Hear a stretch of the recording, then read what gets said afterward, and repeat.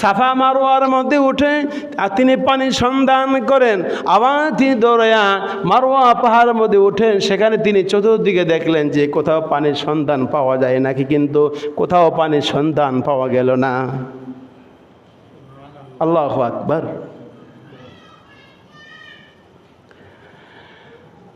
যেই সময় ইসমাইল সাল্লাল্লাহু হাজরার প্রাণ উষ্ঠাগত, প্রাণ বের হয়ে যাওয়ার অবস্থা, কঠিন অবস্থা, একবার এই পাহাড়ে দৌড়ে আল্লাহ বলেন, ইন্নাস সাফা ওয়াল মারওয়াতা মিন শাআইরিল্লাহ ফামান হাজ্জাল বাইতা আও ইতামারা ফালা জুনাহা আলাইহি আন ইয়াতাওয়াফা বিহিমা ওয়া মান তাতাওয়া খায়রান ইন্নাল্লাহা শাকিরুন আলিম। আল্লাহু আকবার।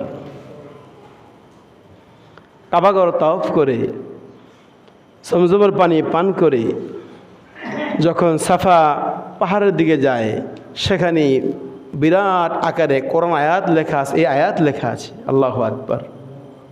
পৃথিবীর মধ্যে যত নিদর্শন রয়েছে এর মধ্যে সর্বোত্তম নিদর্শন হলো সাফা এবং কি মারওয়া। আল্লাহু আকবার।